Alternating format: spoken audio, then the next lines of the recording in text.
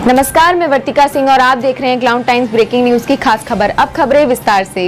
हमारे साथ हैं वाराणसी के शिवपुर स्थित जमुना सेवा सदन के डॉक्टर अश्वनी टंडन।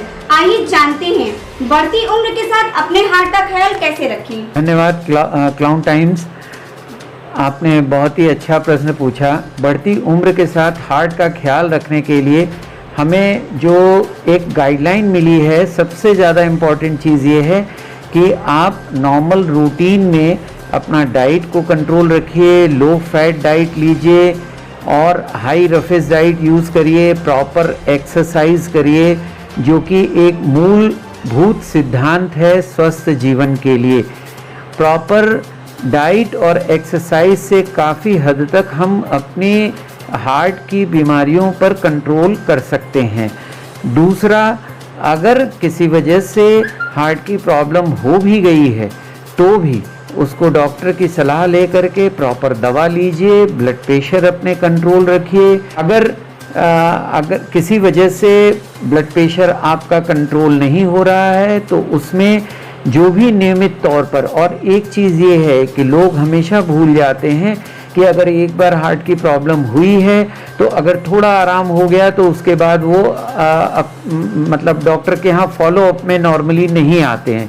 तो हम लोगों को इस चीज़ को ज़रूर ध्यान रखना चाहिए कि जब भी कभी अगर इस तरह की डॉक्टर इंडिकेट करते हैं, अगर प्रॉब्लम की शुरुआत होती है, और विशेष तौर पर उन लोगों को 40-45 साल की एज के बाद ज़रूर अपना चेकअप कराना चाहिए, जिनके की अगर फैमिली हिस्ट्री होती है, जिनके माँ बाप में अगर या भाई बहन में किसी में भी अगर हार्ट की प्रॉब्लम है तो उन फैमिली हिस्ट्री वालों को थोड़ा सा समय के पूर्व अलर्ट रहना चाहिए और 45 साल में डॉक्टर से अपना ब्लड प्रेशर हर शुरुआत में तो हर 6 महीने पे, और अगर वो प्रॉब्लम आती है तो फ्रीक्वेंट चेकअप हर महीने अपना एक बार ज़रूर कराना चाहिए, और शुगर का भी।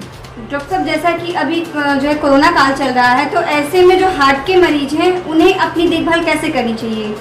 कोरोना में भी सबसे इम्पॉर्टेंट चीज़ ये है कि कोरोना हार्ट के पेशेंट्स को, चूँकि कुछ पेशेंट्स जिनमें डायबिटीज़ भी रहती है तो उनमें इम्यूनिटी कम रहती है, तो कोरोना के अगर अटैक भी करता है तो इन पेशेंट्स को अपना ख्याल प्रॉपर अपनी दवाइयाँ लें और उसके साथ साथ कोरोना की भी दवाएं ज़रूर लेना चाहिए, उसका केयर करना चाहिए। एक बात मैं ज़रूर कहना चाहूँगा कि जिन मरीज़ों में हार्ट की प्रॉब्लम है और अगर कोरोना हो रहा है तो उसमें क्लॉटिंग जो होती है कोरोना की वजह से, हार्ट की नसों में ब्लड क्लॉट करने की संभावनाएं, और जो हमारे शरीर की नसें हैं उसमें ब्लड क्लॉट करने लगता है।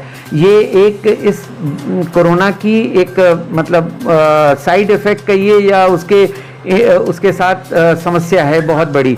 तो ऐसी समस्या में जब अगर ब्लड क्लॉट करने की टेंडेंसी बढ़ जाती है उन मरीजों में, तो उनको खून को पतला करने की कुछ विशेष दवाएं जो हम लोग इस समय कोरोना के पीरियड में दे रहे हैं हार्ट के मरीजों को, वो लेना चाहिए। और अगर किसी की इस तरह की खून पतला करने की दवाएं चल रही हैं तो उसका भी प्रॉपर यूज़ डॉक्टर की सलाह के अनुसार लेते रहना चाहिए, वरना उनमें हार्ट अटैक की संभावनाएं काफ़ी ज़्यादा बढ़ती हैं। और ये देखा गया शुरुआत की रिसर्च में कि जो फेफड़ों में भी कोरोना का असर आ रहा है, ये असर भी ब्लड क्लॉटिंग की ही वजह से ज़्यादा आ रहा है। उसी से हमारे फेफड़े की कोशिकाएं, एल्वुलाई सब डैमेज होती हैं। तो उसका केयर ज़रूर करना चाहिए डॉक्टर की सलाह लेकर के, और अपनी नियमित दवाएं ना छोड़ें। डॉक्टर साहब, हार्ट अटैक के लक्षण क्या हैं और उपचार क्या है? हार्ट अटैक, चेस्ट पेन हो रहा है किसी पेशेंट को, किसी को पसीने के साथ हो रहा है। अगर डायबिटीज़ है तो बहुत लोगों को चेस्ट पेन नहीं भी होता है, केवल सांस की प्रॉब्लम के साथ होता है। बहुत से केसेस में नॉन एसिडिक, देखिए उसका विशेष लक्षण ये है कि अगर आदमी ज़रा मेहनत करता है और उसमें चेस्ट पेन अगर शुरू होता है हल्के पसीने के साथ, तो और अगर वो रेस्ट करता है, इंसान आराम से बैठ गया तो चेस्ट पेन ठीक हो गया, तो ये बहुत बड़ा लक्षण है। कभी कभी पेन जो होता है रेडिएट भी करता है। अगर चेस्ट पेन हुआ तो वो बाईं बाह में रेडिएट करता है या जबड़ों में, नेक में रेडिएट करता है। तो अगर इस तरह के लक्षण होते हैं तो ज़रूर डॉक्टर के पास जाकर के सलाह लेनी चाहिए और उसका उचित उपचार लेना आवश्यक है। डॉक्टर साहब, जैसा कि आप डायबिटीज के भी डॉक्टर हैं, तो आप हमारे दर्शकों को बताइए कि डायबिटीज के मुख्य कारण क्या हैं और इसका उपचार क्या है। डायबिटीज़ का देखिए मुख्य कारण अभी बहुत सारे इस तरह की प्रॉब्लम्स आती हैं, जिसमें कि पैंक्रियाज में अगर सूजन है, क्योंकि इंसुलिन हमारा जो शरीर में है वो पैंक्रियाज में बनता है। अगर पैंक्रियाज में किसी वजह से इन्फेक्शन हो गया, उसमें अगर किसी वजह से गांठ बन गई, और दूसरी चीज़ ये कि अगर हमारे जो ग्लूकोज यूटिलाइजेशन है हमारे बॉडी में वो डिफरेंट एडिपोज टिश्यूज़ में, मसल्स में, पेरिफेरल ऑर्गन्स में उस ग्लूकोज का यूटिलाइजेशन नहीं होता, जिसको कि हम लोग अपनी भाषा में इंसुलिन रेजिस्टेंस बोलते हैं। मतलब इंसुलिन हमारे शरीर में बन तो रहा है, लेकिन वो डिफरेंट ऑर्गन्स में जा कर के वो इंसुलिन उतना असरकारी नहीं है, जिसकी वजह से शुगर बढ़ती है। और इसके साथ ही साथ बहुत लोगों को फैमिलियल हाइपरग्लाइसीमिया होता है। मतलब फैमिली हिस्ट्री, अगर स्ट्रॉन्ग फैमिली हिस्ट्री है तो उनमें कुछ इस तरह का जेनेटिक चेंजेस उनके बॉडी में रहते हैं, जिनसे उनको प्रेसिपिटेट होने का मतलब पैंक्रियाज में इंसुलिन बनने की चांसेस बहुत कम हो जाते हैं।